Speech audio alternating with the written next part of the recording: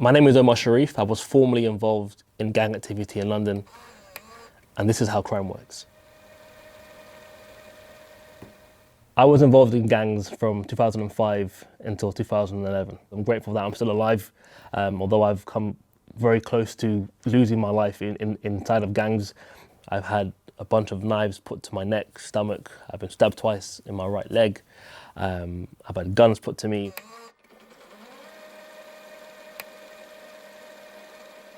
The structure of a gang is almost like being in employment.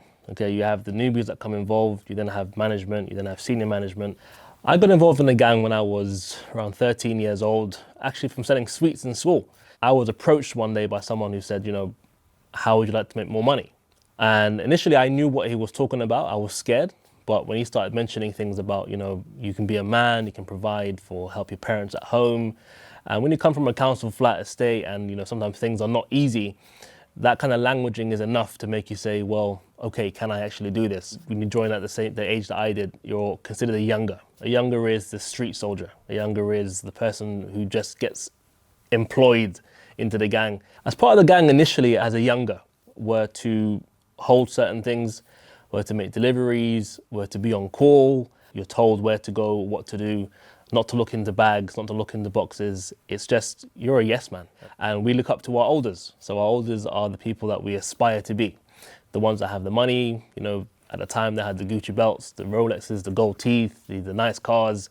In a gang, the older is not always in charge, but he is almost like middle management. So he takes control of what gets moved in and out of the area, who's selling what on certain streets, money management, distribution, and he or she, it can be a she as well, they'll have the connections to the people at the top.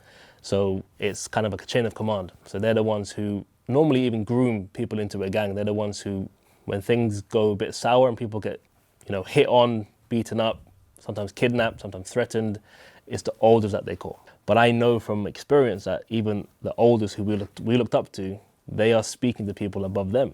I've seen people who are above the elders who look nothing like us, who don't sound like us at all. I can guess the jobs that they do, and they are very embedded into society, which was quite an eye-opener for me because I thought even as a young black guy in London, it's only guys like me that do this kind of stuff. But actually, we're just their foot soldiers. So even our elders who we wanted to become, they're still the S-man for someone else.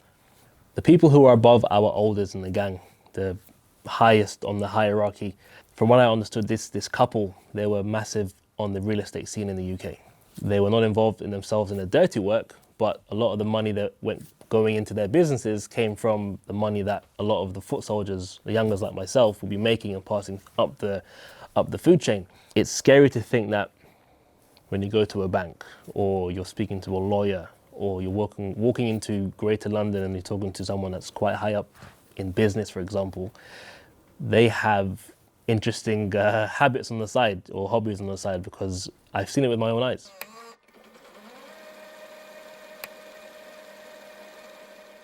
The way that street gangs make their money here in London, there are things like kidnappings, there are hits where someone wants someone to be hurt or killed. But the most common way, which I'd say is what you hear of or see most of day to day, is by selling drugs.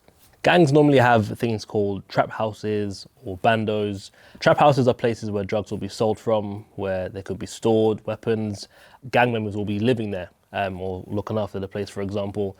And these are acquired in a number of ways. So these could be places where squatters have been for a while. It could be someone else's home that belongs to the gang. And these are safe spots for the gang. So if anything happens, you'll get a call saying, right, meet us at the trap house. We know where that is. The address is never texted over a phone. It's never spoken over a phone.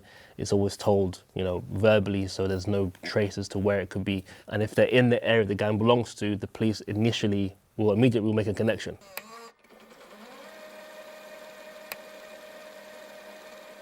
Gang wars can start over the smallest things or the biggest things. Smallest things could be they were at a club or a rave, and from there someone gets stabbed, and then it's a whole, we need to retaliate, we need to send a message, we need to show them who we are. So they round up everyone, and then it's now not just one person versus one person, it's actually a gang versus gang, postcode versus postcode, and now we're talking 50 to 100 people plus. It got to a point where we were having postcode wars, meaning It was my block, NW1 versus NW5. These gang wars started because people started to become greedy. People were looking for power, people were looking for just to be significant, and also people wanted to rise up. Postcode wars are also named interstate wars. This is something that started even in the 60s, 70s, which areas became smaller or bigger, and it's a way of protecting territory. Now there are things called block wars, estate wars, which are even within the same postcode. There is such rivalry, there is such demand for who is more important. So it goes from area, postcode, now to blocks, which creates further division. Years ago, it seemed there to be more of a reason as to why they're going to war, because something big happened. Even recently, I was mentoring about 10 young boys from a school, and one of them said to another one something offensive about his mum. And that spilled out from school. And because it was filmed and put on social media, one of them actually ended up getting stabbed. There was a video of around, to me, looked like 60 people having a fight. I could see weapons, I saw machetes coming out. What are they fighting over? Essentially, it's nothing, really. Those fights are not happening over drugs, not happening over a threat from someone outside. It's just two male egos that can't have a conversation, and it has to result in violence, and then sometimes even death.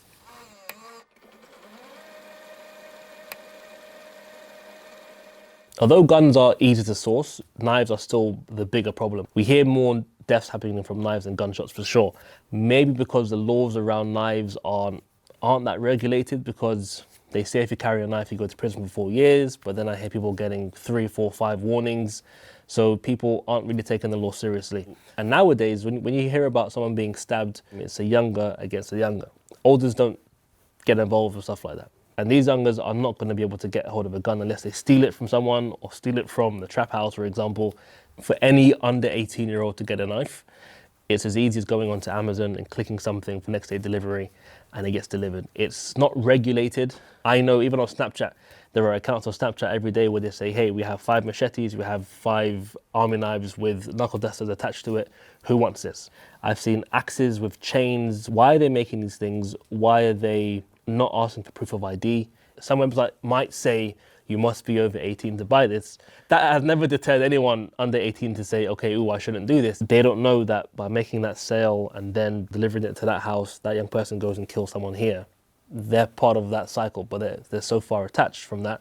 In the UK, there is a law around carrying a knife, around the size of the blade itself being less than 3 inches. It has to be foldable, and you shouldn't be carrying it for the wrong reasons.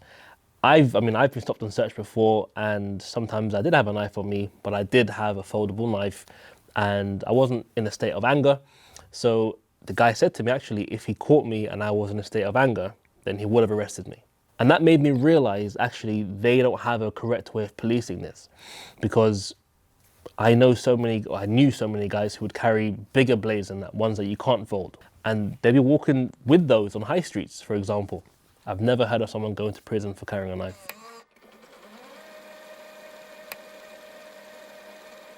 So I grew up in Marylebone, which essentially is a very, very nice area.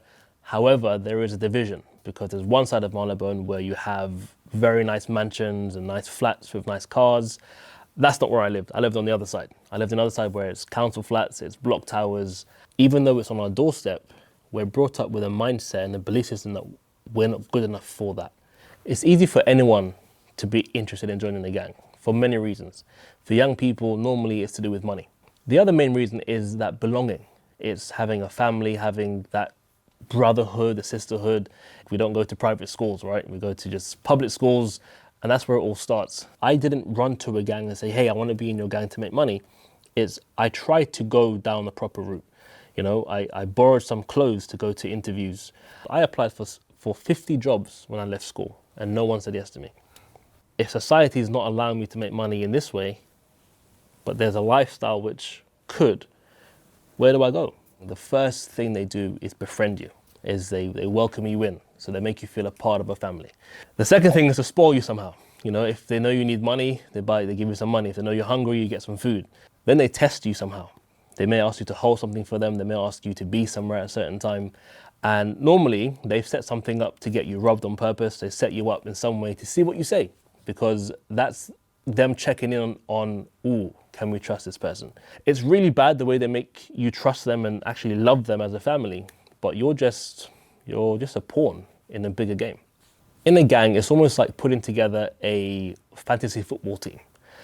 Different strengths. Someone could be fast, someone could be a good driver, someone could be a good fighter, someone could stab and not care about it, someone could steal.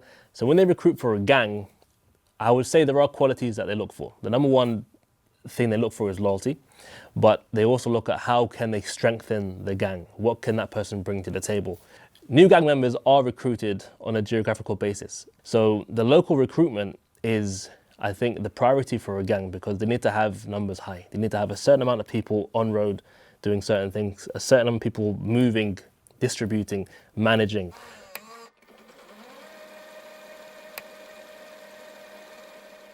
So in the UK, we have something called county lines. This is where a lot of the inner city gangs, there's no more territory. Everything's been divided up. So they're now thinking, right, how can we expand? So county lines are where these gangs want to operate in smaller towns, smaller cities, rural areas, and they normally use young people for this. So you may have heard of a term going OT, which is going out of town, and they're facilitated by the elders. So the elders would have someone in place who may live in a smaller town. They may have someone who has a farmhouse somewhere, train tickets, everything is paid for the young person. They're given a budget, they're given money for lunch and things like that.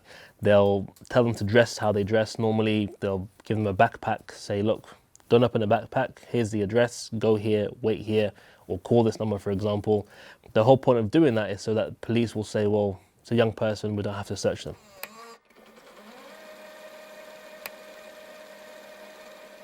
I think in some way the UK is influenced by the US, not just on the rap scene. I know the drill scene came out, but also there's always a bit of competition. For example, the USA, the Bloods versus Crips, that also came here in the UK, and that was a massive scene for a while. There was a period where it just became colours. So there was just the bandana, which represented which color, which gang you're from. That's really why we started to see, music videos become more grimy. We started to see more killings. We started to see more weapons on the street. So in the US, we have gangs like BMF and GD who've been going on for 30 years plus, Latin Kings. I feel that in the UK, gangs are more divided. Here in the UK, you can have an estate, a block, and even within that block, it's divided, blocked, from block to block, street to street. That's what I experienced, and nowadays, I'm sure it's even worse. So the main difference for me is the size of the operation, but also it seems that they have more stability and more structure in the way that it creates longevity. I believe social media plays a massive role in the rise of gang violence because of the exposure that they get. I've interviewed a young person in prison, and he said the reason why he killed the people he's killed is because of songs that he'd listened to. He said he wanted to recreate that in real life. And I'm focused on young people because they're the vulnerable ones. They're the ones who aren't able to make a decision for themselves yet. I know for sure that there's going to be some collateral damage from these things, because when you listen clearly, if you can understand what they're saying in these drill songs, it's scary. What's allowed to be sold and listened to publicly and shared on radios, for example, because young people will listen to that and they want to replicate that because they think, okay, he is now my role model, my idol. For me to be deemed as someone successful, I need to do what he's doing. For children to avoid being targeted for gangs, it comes down to discipline for me. It's really understanding what you're getting yourself into.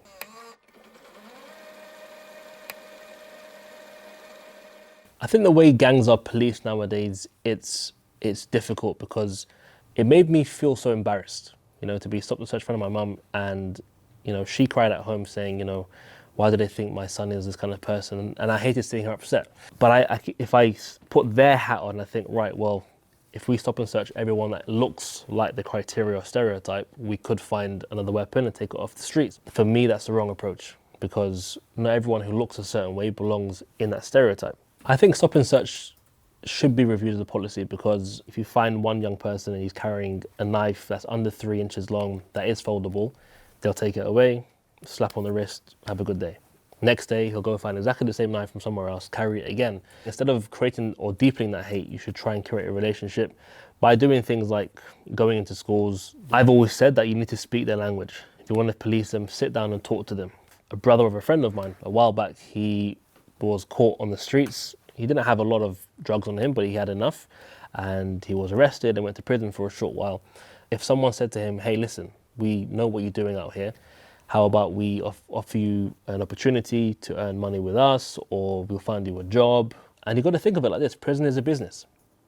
Every single person that gets put into prison, someone's getting paid. It's a good deterrent for some people because some people might take that as a lesson, saying, well, oh, I know a friend of mine was carrying something and got arrested. I shouldn't do it too.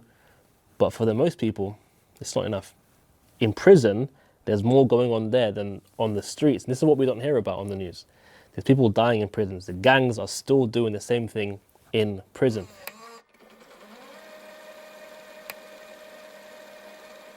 I believe wealth inequality definitely contributes towards gang activity, gang violence. The way these gangs make their money, and also from personal experience, is through drugs, predominantly. If 90% of the money comes from drugs and you make it legalized, one thing can happen, that there's going to be too much demand for it.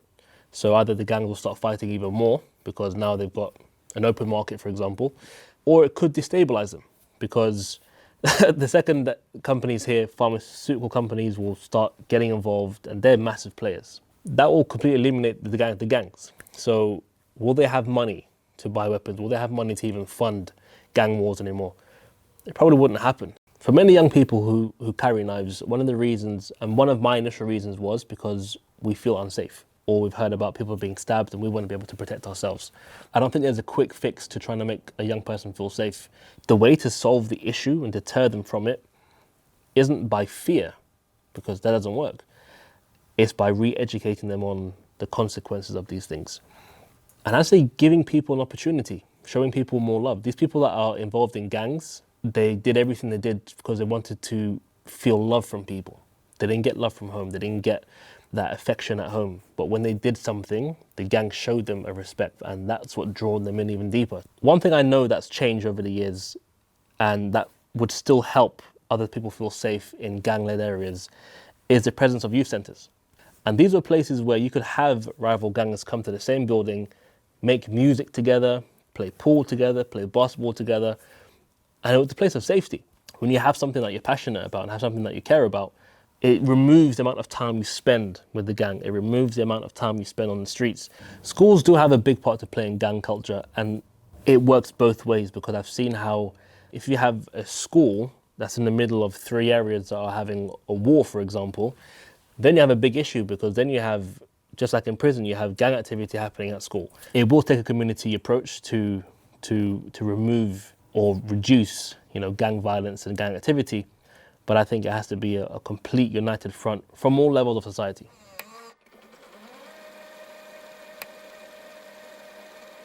If I had to look at London gangs 10 years from now, I can see the problem becoming deeper. I can see a culture which is being even more embedded into society.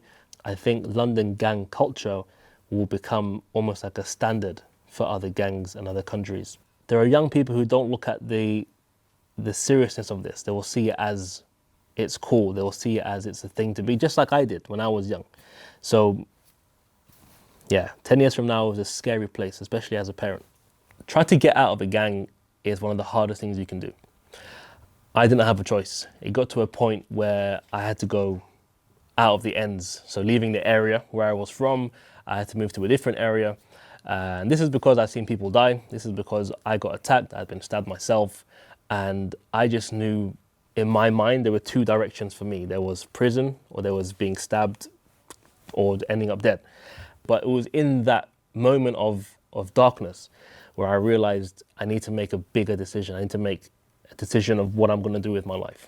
But it took me going and speaking to the people who were my elders and saying, and exactly telling them what I'm telling you right now on camera, is that I've had enough, and that my mental health at the time wasn't in a good place.